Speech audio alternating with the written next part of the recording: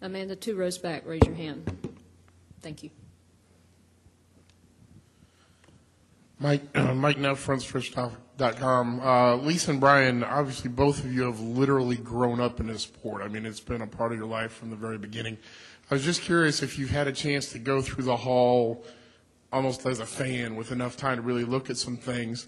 And when you went through it, were there any things you saw in the hall that you had not seen before, having been around this sport your whole life? Well, I have had a chance to go through the Hall of Fame, and I definitely want to spend more time there so I can really experience it and all of it. But I will tell you the thing that really touched me the most is the statue of my father, and it is personal, but him on the director's chair, just like he would always be outside of that NASCAR hauler. The likeness of it is amazing, and it was just my dad. So, Brian. You know, I waited. I had obviously some opportunities prior to the opening.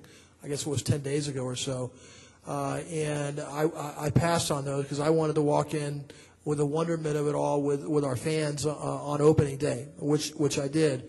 But as a result, I haven't had the time to look at it closely, and I whizzed through it on a busy day. But I'm very much looking forward to taking my time. And there's so many interactive pieces of the Hall of Fame that tell the story. And I'll one of these days here shortly, I'll get a time to do it justice and take a careful look at it. Anything else for Lesa and Brian? We have one question here at the front. My name is Josh Goodwin. I'm with Opal.com. My question is, like, since the economy's down right now, do you think maybe in the next 10, 20 years we'll have NASCAR overseas, maybe in Australia, in order to bring in more sponsorship and keep NASCAR going strong internationally, bring in new fans and stuff away from the States, make it big? Yeah, you know, our events are televised internationally. In many places, we've done exhibition events in Australia, as a matter of fact, and certainly in Japan and other places. And I think since auto racing is so popular in different places in the world, we will have some opportunities, as I've said before, over time in the right situation to build the NASCAR style of racing to some level. Where that goes, which territories first, needless to say, we have a very packed domestic schedule, so it will have to be done with sort of organic growth wherever that might be. But there's a lot of fans all over the world, and this is a unique style of racing where they're trading paint and doing what they do better than anybody in the world, and so we'll look forward to extending that hopefully over time. I see 2 more questions. Bob, and then we'll go Jay. Bob Hocker, SceneDaily.com.